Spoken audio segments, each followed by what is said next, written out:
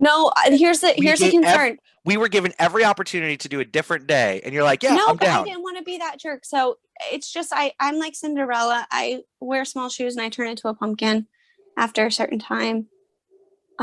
So I'll do my best to not be grouchy and tired. Is just my concern. Okay, go on. Do you want to do a different day? If we No, still have that opportunity. no, I'm fine. Okay. I was just saying, be prepared. Well, and that's why I didn't answer for myself. I put it out there in the universe so that you could comment and say, "Hey, yes, Scott, we don't this need to works." fight right now. Well, Why are you trying to fight? Why are you trying to fight I'm me? not trying to fight you, but it's a little bit frustrating when Why you're is that frustrating? I'm going to tell you, when you complain about doing something at a certain time when you had every opportunity to do it at a different It's time. not a complaint. I'm just saying that is very, very late for me. Because I'm old and I own a pill sorter, Scott. That's why. It's funny. Women do this. Back to men's suffrage. So my first date with Rachel, I had kids and all that, and I was like, I got to make sure that they're all situated because Darren could stay home alone.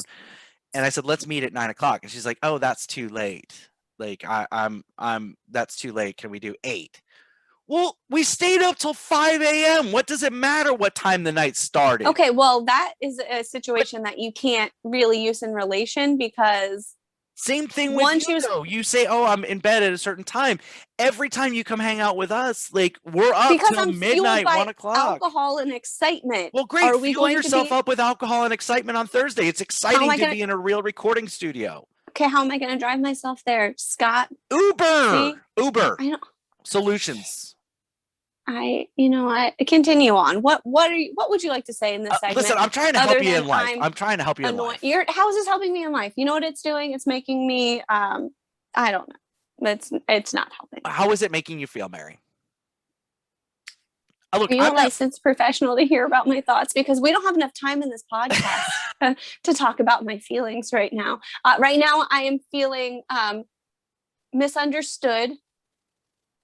That's probably the best word. Okay. Misunderstood. All right. Well, all I was saying is that if I'm just hanging out and then I leave to go do something at 9:30, I need something very exciting for me. Like I need something dangling in front of me, like a carrot or a winning this contest. Like we could win this contest and we could get new equipment and get cash. That's exciting. I am a millennial. I like instant gratification. If I'm going to trek out at 9:30, I want something immediately. So somebody better have a White Claw and some beef jerky for me. I will have a White Claw, beef jerky, and like some congratulations balloons for you or something. I'll throw you a damn green M&Ms? Yes, green freaking M&Ms. I also would like to say something else. Please. I got a very nice text message this morning. And for all of our listeners, if you are pregnant with child, you should play our podcast for them because as opposed to pregnant with dog. I'm not entertaining it, but maybe that might work. The puppies might like it too. So try it.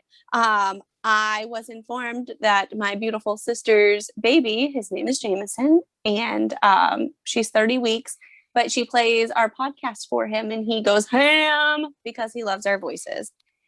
So well, we do have very nice, soothing and calming until voices. You start yelling. Like I'm gonna tell her not to play this one for him because you yell too much. Well, I can't imagine the things that he's gonna say when he first starts talking. I mean, when he first starts talking. First of all, he's gonna start talking right away and in full sentences because we talk so well.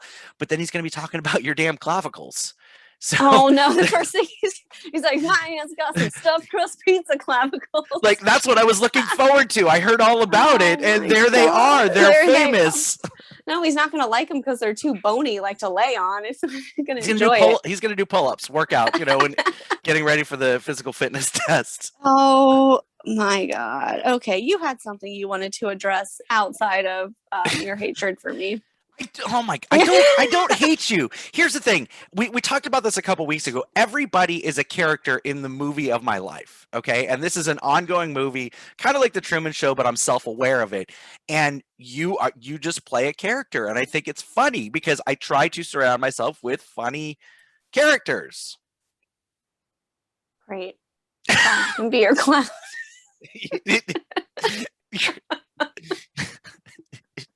dance, monkey.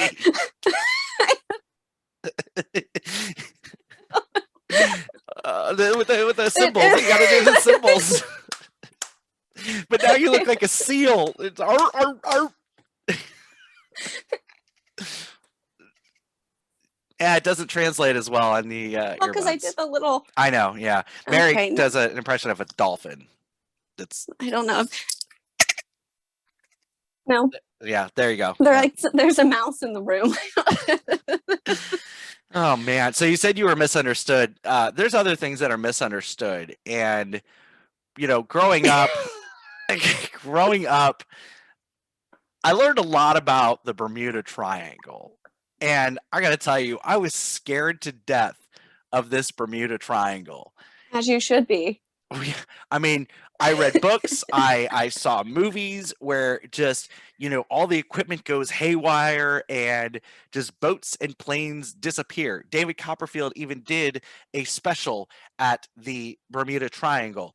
I even got a question wrong on Get the Picture, which I was on in 5th grade, because it was data distortion and it was a satellite dish, and I thought it was the setup that David Copperfield used on the Bermuda Triangle, and I said, the Bermuda Triangle.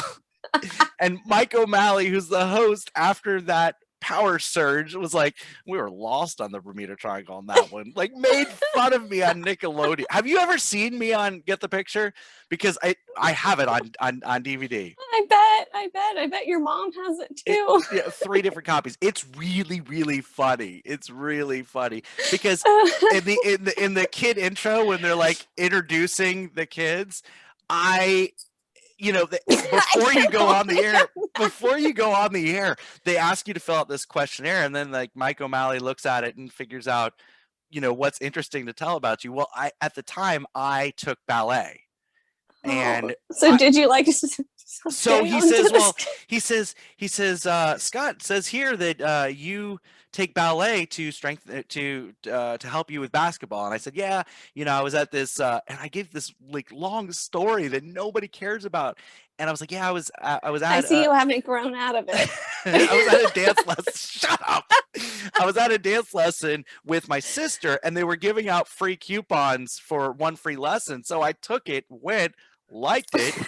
And I'm trying to strengthen my muscles for basketball. And I'm like, I liked it so much that I've been with it for 3 years, and I'm going to be in the Nutcracker at Bob Carr. I'm like giving directions for being in the Nutcracker at Bob Carr. Look, and like, this is a nationally syndicated, like, show is all, nobody in California gives a crap where what Bob I Carr want is. you to understand is when you talk so in depth about everything with the podcast at the beginning, that is what it just translated into adulthood. Okay, so there were planes that did go missing in the Bermuda Triangle. Yeah, but it's not a problem for us. It's not a problem. Like, if this was supposed to be a really big problem, everything that I read, it's like a really big problem. And I've been on cruises and I'm seeing where we're going. I'm like, there's the Bermuda Triangle. What are we doing? Just keep drinking. It's fine. Get the package.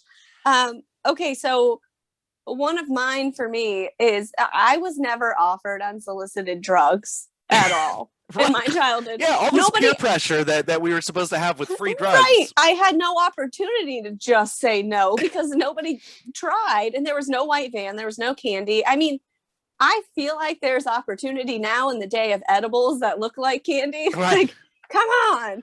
These predators really need to step it up. No, I'm just kidding. That's awful. I feel like, but the you way know what that I mean? Like, there was a whole like war on drugs, but we're like, but where is it? Because no one was fighting it. It was like I don't see it. It was like a hypothetical war. The drugs one. Drugs one. But it was it was always the older brother who was wearing a stonewashed jeans jacket and like had the spiky hair with the slick back sides, who was supposed to be offering those drugs. Yeah, and that never happened. Never happened. For me. Another thing that I was lied to about that I thought was going to be a really big deal, turns out it's really not. Quicksand.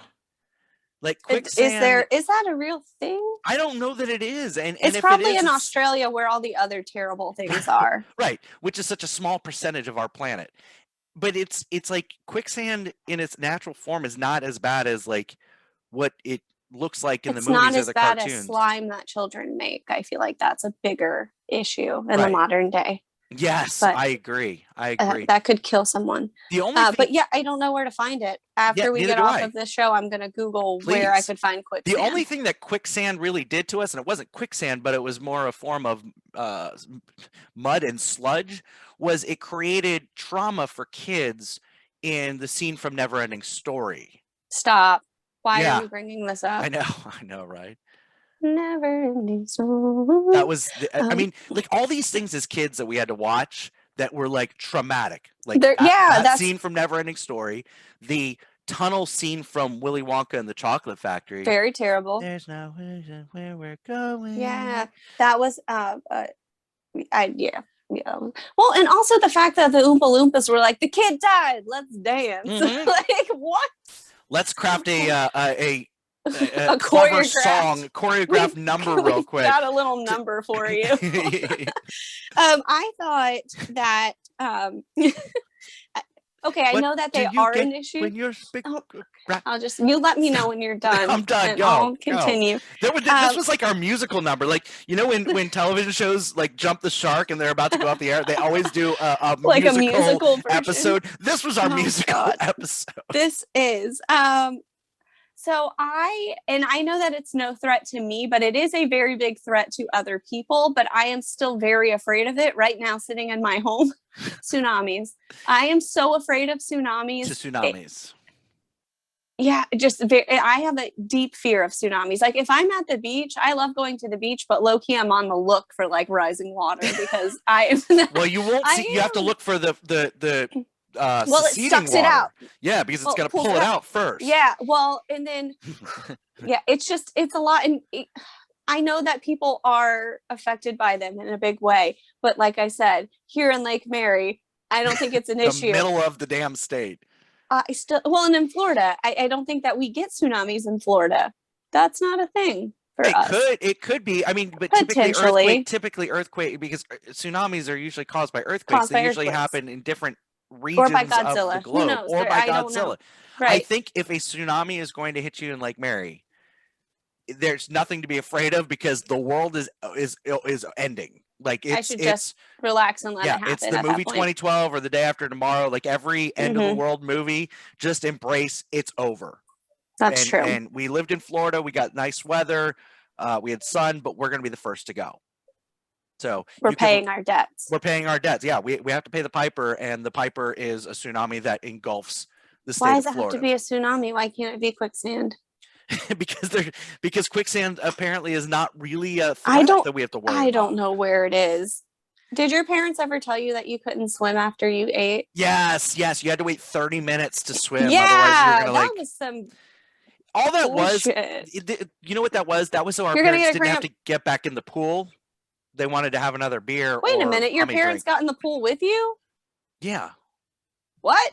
Why wouldn't? I mean, yes and no. Like at a certain age, like yes, they wanted to be close by because especially my mom was a worrier. No, like I learned to swim at like the age of 3 or so. After that, I started swimming at 8 months. You're good.